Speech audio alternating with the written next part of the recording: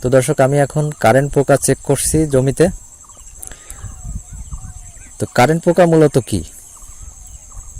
Current পোকা হলো বাদামি গাছ ফড়িং, যেটাকে আমরা স্থানীয় ভাষায় কারেন্ট পোকা বলি।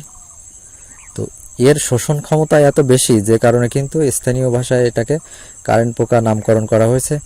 এটা যদি আপনার ক্ষেতে আক্রমণ করে মাত্র অল্প কিছু সময়ের ভিতরে, এটা কিন্তু আপনার সমস্ত ক্ষেত নষ্ট করে দিতে পারে। তো এই বাদামি গাছ ফড়িং মূলত কারেন্ট পোকা। তো কারেন্ট পোকা কখন আক্রমণ করে? তো কারেন্ট পোকা মূলত শীতের ভিতরে এটার অ্যাটাকটা আমরা কম দেখতে পাই। যে সময় গরম পরিবেশ থাকে তখন কিন্তু এই কারেন্ট পোকার আক্রমণটা আমরা বেশি দেখতে পাই। এই যে এখন যে আবহাওয়া আমরা দেখতে পাচ্ছি, এই গরম আবহাওয়ার ভিতরে কিন্তু কারেন্ট পোকাটা বেশি আক্রমণ করে। কোন জমিতে এই পোকা আক্রমণ বেশি করে? তো দর্শক, কারেন্ট পোকা মূলত হচ্ছে যে জমির ধান গাছগুলো অনেক ঘন, ধান গাছে এঁটে গেছে এবং অন্ধকার একটা পরিবেশ আপনার ক্ষেতে আছে, এরকম জমিতে কিন্তু কারেন্ট পোকার আক্রমণটা বেশি দেখা যায়।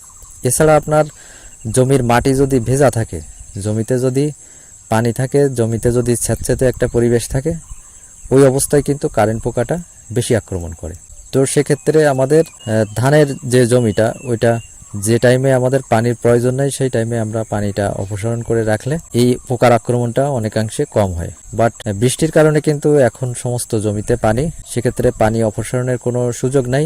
তো কারেন্ট পোকা আক্রমণ করছে কিনা এটা আপনি কিভাবে বুঝবেন? দর্শক, কারেন্ট পোকা আক্রমণ করছে এরকম লক্ষণ দেখে যদি আপনি আপনার গাছকে ট্রিটমেন্ট দেন, সেক্ষেত্রে কিন্তু আপনার গাছগুলো নষ্ট হয়ে যাবে। সেক্ষেত্রে কারেন্ট পোকা চেক করতে হবে আপনার জমিতে যে গাছের গোড়ায়, এটা আক্রমণের লক্ষণ দেখার আগেই চেক করতে হবে যে আপনার জমিতে কারেন্ট পোকা আসছে কিনা।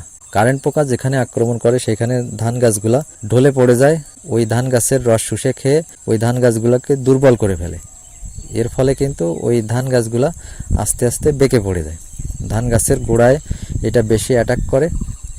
তো ধান গাছের গোড়ার রস শুষে খেয়ে ফেললে এই গাছগুলা কিন্তু আস্তে আস্তে ঢলে পড়ার মতো বেঁকে পড়বে। তো সেক্ষেত্রে আমি এখন চেক করছি আমার এই জমিতে কারেন্ট পোকা কীরকম আসছে। তো আমরা ধান গাছের গোড়ায় চেক করব, জমির ভিতরে আমরা ধান গাছগুলো ফাঁকা করে তারপরে দেখব কারেন্ট পোকা আসছে কিনা। তো আমরা কিন্তু দেখতে পাচ্ছি আমাদের জমিতে দুই একটা কারেন্ট পোকা অলরেডি চলে আসছে। তো এই যে মেঘলা আবহাওয়া, এই আবহাওয়ায় আমরা কীটনাশক স্প্রে করছি না। তো আবহাওয়া ভালো হওয়ার সাথেই কিন্তু আমরা কীটনাশকটা স্প্রে করব। কারেন্ট পোকার আক্রমণ দেখে কীটনাশক আপনারা স্প্রে করবেন না, মাঝে মাঝে জমিতে যে চেক করবেন আপনাদের জমিতে কারেন্ট পোকা আসছে কিনা। তো অলরেডি আমি দেখতে পাচ্ছি অধিকাংশ জমিতে কিন্তু কারেন্ট পোকা দুই একটা করে চলে আসছে। এই টাইমে অবশ্যই কীটনাশক স্প্রে করতে হবে। এই কারেন্ট পোকা এত দ্রুত আক্রমণ করতে পারে, আপনার 1-2 দিনের ভিতরে কিন্তু ধান গাছগুলো নষ্ট করে ফেলতে পারে। তো এই বাদামি গাছ ফড়িং বা কারেন্ট পোকার জন্য আমরা কি কীটনাশক ব্যবহার করব? তো সমস্ত কীটনাশকই প্রায় একই গ্রুপের। তো দুইটা গ্রুপ পাইমেট্রোজিন এবং নিতেন পাইরাম, এই দুইটা গ্রুপ একসাথে মিক্সড করে এই কারেন্ট পোকা দমনের যে কীটনাশক সেটা তৈরি করা হয়। তো বিভিন্ন কোম্পানি এই কারেন্ট পোকার মেডিসিনটা বিভিন্ন নামে বাজারে বিক্রি করে। তো আমরা মূলত চেক করব হচ্ছে গ্রুপটা পাইমেট্রোজিন এবং নিতেন পাইরাম, এই দুইটা গ্রুপ একসাথে মিক্সড করে কারেন্ট পোকার জন্য এই কীটনাশকটা তৈরি করা হয়। এর সাথে আরও ভালো রেজাল্ট পাওয়ার জন্য যদি আমরা ইমিডাক্লোরোপ্রিড ব্যবহার করি এই কারেন্ট পোকার কীটনাশকের সাথে, সেক্ষেত্রে রেজাল্টটা কিন্তু বেশি ভালো পাওয়া যাবে।